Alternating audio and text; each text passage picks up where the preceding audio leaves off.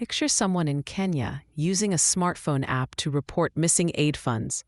Do you think technology could finally break the cycle of corruption in global assistance? Today is May 19th, 2025. The World Bank is rolling out major changes in how it manages and tracks development funds worldwide. With billions involved, I'm wondering, what exactly is shifting? The new approach is called the Country Partnership Framework. It launched back in January. Instead of covering everything, each partnership now focuses on just 3 or 4 top priorities. The goal is measurable results, not just a long list of intentions. That's a real shift.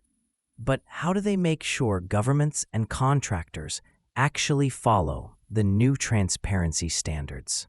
They're working with both government agencies and independent groups to build up the skills needed for oversight. One new feature is that every project now has a built-in complaint system. Local communities can give feedback or report issues as the project moves forward. Are these like public hotlines? And when people send in complaints, what happens next? They're digital, so complaints go straight to the oversight bodies. That allows issues to be flagged and addressed almost immediately. It's not just about collecting feedback. There's an actual feedback loop between the community and the World Bank's monitors. And there's this corporate scorecard now, right? How is that different from how things were measured before? Previously, each country had its own way of monitoring. Now, there's a single set of indicators used everywhere. That means results can be compared across countries, and progress toward the bank's global goals is easier to track. They started publishing these new numbers last June. Part of this is about taxes and bonds, too. Where does that fit into the bigger picture? They're adopting international tax reporting standards, so it's much tougher to hide income. At the same time, they're setting rules for sustainable bonds. That means money raised for green or social projects is closely tracked from the start. These changes aren't just the World Bank acting alone, are they? Partnership seems central. Exactly. At the Global Forum this year, they emphasized that fighting corruption is a shared responsibility.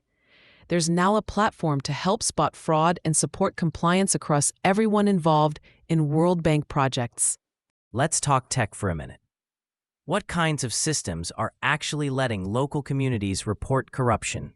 Mainly digital reporting tools, apps, web portals, even SMS systems. They're designed to work even in areas with patchy internet. The Accountability Lab is one example, showing off anti-corruption tools created by hack corruption participants from around the globe. So if you live in a project area, you can send a complaint or alert and it gets logged right away? Yes, that's right. And it goes beyond complaints.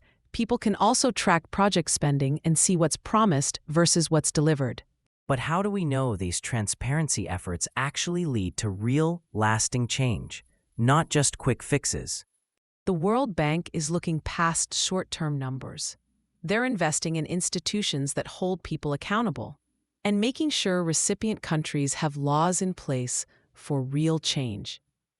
Tech is used to keep monitoring progress long after projects finish.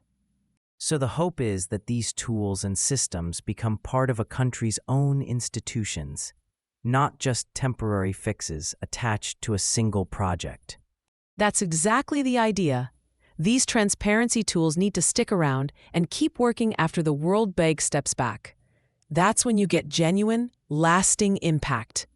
Is there any sign that these changes are spreading beyond the World Bank? Are other organizations or countries picking them up? There are early signs. Other aid groups and international organizations are watching closely. If the World Bank's approach proves effective, there's a good chance we'll see these transparency systems adopted elsewhere. What's the real test here? Is it just about tracking where money goes? Or is it about outcomes for people on the ground? It comes down to outcomes. If complaints drop, if more funds reach people in need, and if communities notice real improvements, then we'll know it's working. So this transparency push isn't just about new rules. It's about changing how aid works, who keeps watch, and who has a voice.